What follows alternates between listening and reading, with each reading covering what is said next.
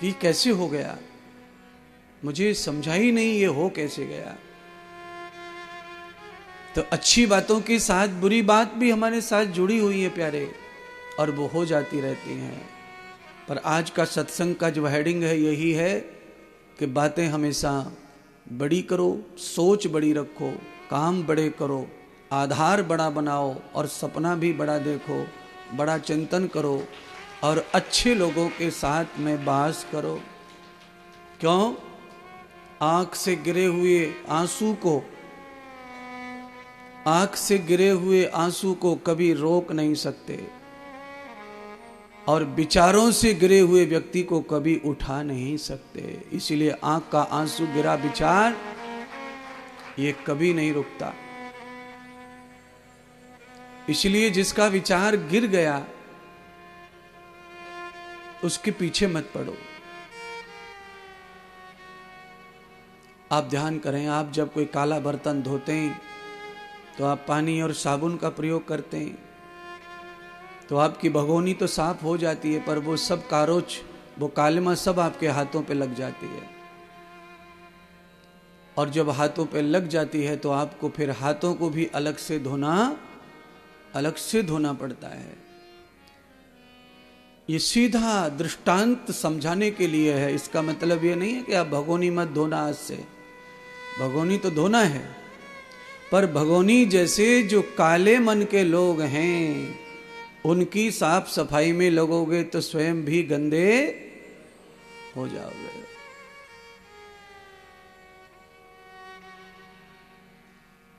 ज्यादा से ज्यादा संगत अच्छी करो। बड़े लोगों का मतलब पैसे वाले से नहीं, जरा ये ध्यान रखना, नहीं तो आपके मन में भ्रम पैदा हो जाएगा, कोई न कोई तर्क पैदा हो जाएगा कि गुरुजी ने आज खाली बड़े बड़े लोगों के बारे में रहने को कहा, छोटे मोटे के साथ नहीं रहना।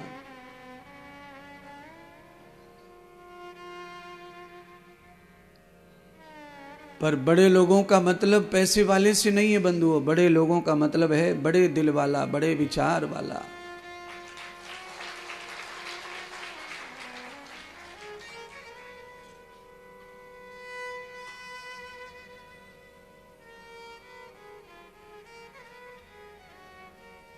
दूसरा वो भगोनी का जो उदाहरण है उसको और आगे बढ़ाएंगे। आपने भगोनी को साफ कर दिया, हाथ में कालिमा लग गई, मैला लग गया, कोई बात नहीं है,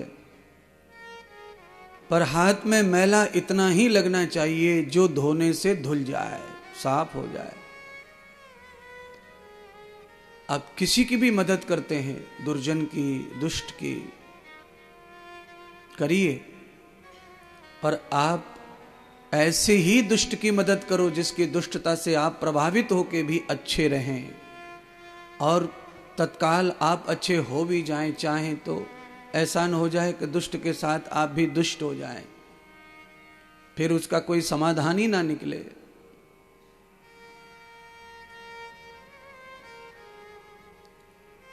आपके शरीर में कोई फोड़ा हो जाए और वो फोड़ा ठीक भी हो जाए, बहुत कठिन है कि उसका निशान चला जाए।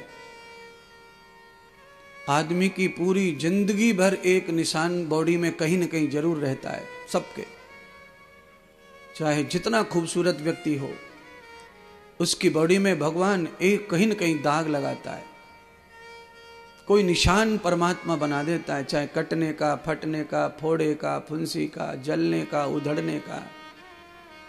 क्यों?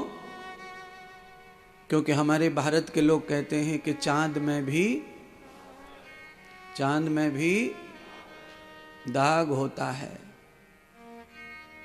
अब चांद में दाग होता है तो इंसान में तो बिल्कुल होगा, क्योंकि चांद तो दूर है, इंसान तो हर समय ऐसी जगह पे रहता है जहां पर चारों तरफ ही फुब्बारे बरस रहे हैं दाग के, तो दाग नहीं लगे ऐसा संभव नहीं है। और ये फोड़े फुंसी का जो उदाहरण मैं दे रहा हूं, ये तो क्रीम पाउडर साबुन से ठीक होने वाला नहीं है महाराज। अर्थात मैं कह रहा हूं कि आपकी अंतर आत्मा से कोई कलंक पैदा ना हो, फिर वो साबुन से ठीक नहीं होता है, वो दाग फिर जिंदगी भर कभी छूटता नहीं है।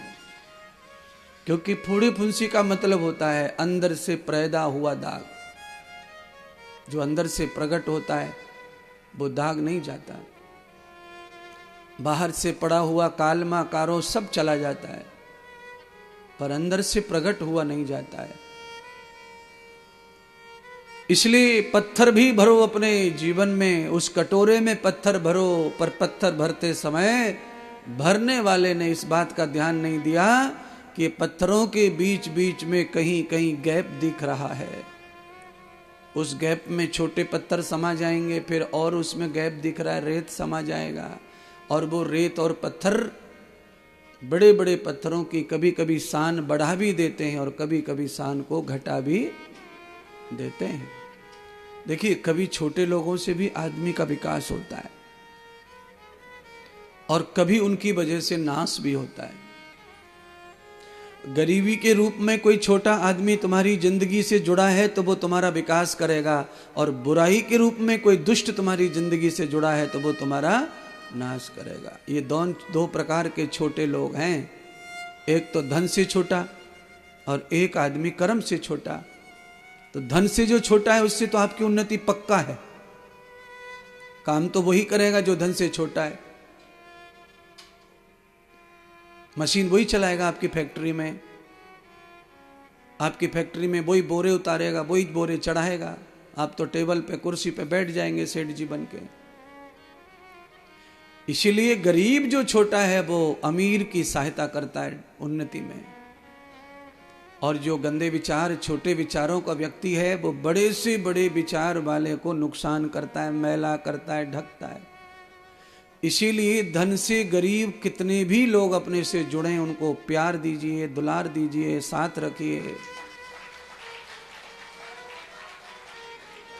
विचारों से बिगड़े हुए लोग आपसे अगर जुड़े तो आप दूरियां बनाओ, क्योंकि विचारों से बिगड़ा हुआ आदमी जो है वो सर्वनाश कर देता है। आपकी छवि को, आपके यश को सब जगह वो मिट्टी डालता है। मिट्टी डालने से पत्थर कोई खत्म नहीं हो जाता है, पर कुछ दिन के लिए तो ढक जाता है। हवा चलेगी, मिट्टी तो उड़ जाएगी, पत्थर ज्यों की त्यों सिला है, निकल आएगा। कोई भी दुर्जन आदमी सज्जन व्यक्ति के जीवन में कितना भी जहर घोलता है, पर थोड़े समय के लिए तो वो जहर घुल जाता है। ऐसा नहीं है कि मीरा ने जहर पिया था और वो अमृत बन गया, ऐसा नहीं है। जहर ही पिया था और वो जहर ही रहा, पर मीरा मरी नहीं थी, इसलिए उसको अमृत कहा गया। जहर अमृत नहीं बन सकता, पर मीरा के ऊपर उस जहर का प्रभाव नहीं पड़ा था। इसलिए मीरा जी को जहर की जगह अमृत का नाम हम भजन गीत कथाओं में सुनाते हैं। और आवश्यक नहीं है कि जहर से सभी मरते हों। सैकड़ों लोगों को सांप डसता है रोजाना, सब तो नहीं मरते। और सैकड़ों लोग जहर भी पीते हैं पर सब नहीं मरते। और देखो, ये लोग जहर पी लेते हैं गुस्से में, क्रोध में, ये लोग कोई मीरा की तरह भगत नहीं है, पर नहीं मरते तो नहीं मरते। क्योंकि जिसका मरण अभी आया नहीं है वो जहर से भी मरने वाला नहीं है, पर जहर का प्रभाव पड़ेगा बॉडी पर, इलाज हो जाता है और आदमी 2-4 दिन में ठीक होके वापस आ जाता है। पर धन्यवाद डॉक्टर को ही नहीं, परमात्मा को भी मिलता है। सब लोग जब जिंदा होके कोई व्यक्ति लौटता है जहर पीने वाला, तो डॉक्टर का भी लोग धन्यवाद करते हैं, भगवान का भी करते हैं। तो ऐसे ही मेरे प्रभु श्री मुरलीधर भगवान श्री कृष्ण का भी आज तक धन्यवाद हो रहा है मीरा के लिए, क्योंकि मीरा उनके आश्रित थी। जहर पीने वाला व्यक्ति आश्रित हो जाता है डॉक्टर के, और कोई उसे बचा नहीं सकता, ऐसा मानते हैं। पर बस ये है कि आजकल जो जहर पीते हैं उनका पता चल जाए तो डॉक्टर है, पर मीरा के समय में डॉक्टर वैद्य ऐसे कोई नहीं थे मीरा की लाइफ में जहां मीरा एडमिट हो जाती है। अमृतम अमृतम तथा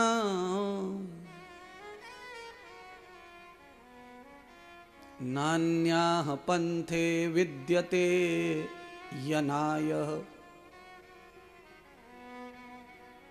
नान्याः पंथे विद्यते अनाय। दूसरा कोई सृष्टि में दूसरा कोई ऐसा नहीं है। अन्य विद्यते माने है, विद्यमान, जो आपके जहर को उतार सके। कौन उतार सकता है? मृत्युर्मोक्षे यमामृतात् असतो मा सद्गमय तमसो मा ज्योतिर। बस ये परमात्मा ही है जो हमारे विष को उतार सकता है। और परमात्मा के जैसा एक और स्वरूप है जो परमात्मा ही कहा जाता है, वो है तुम्हारे गुरु। वो भी जहर उतारने में बहुत माहिर हैं, वो भी जहर उतारते हैं।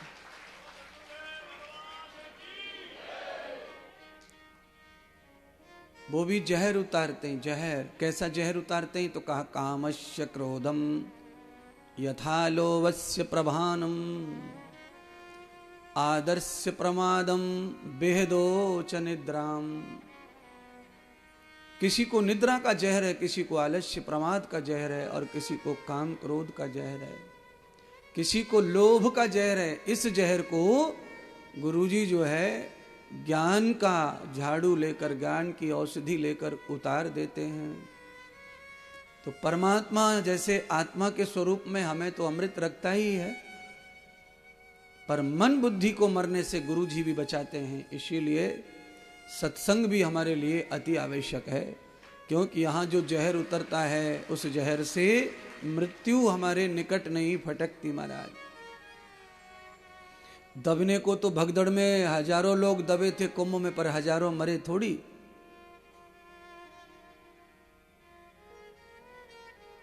परमात्मा ने जिनका निश्चय किया होगा उनको डेथ हुई,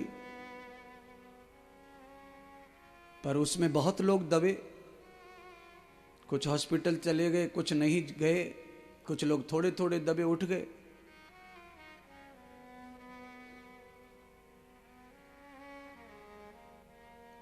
जिसका जितना कर्म, जितना जितना पुण्य पाप, सबको उतना उतना ही फल प्राप्त होता है। ना कौड़ी ज्यादा, ना कौड़ी कम।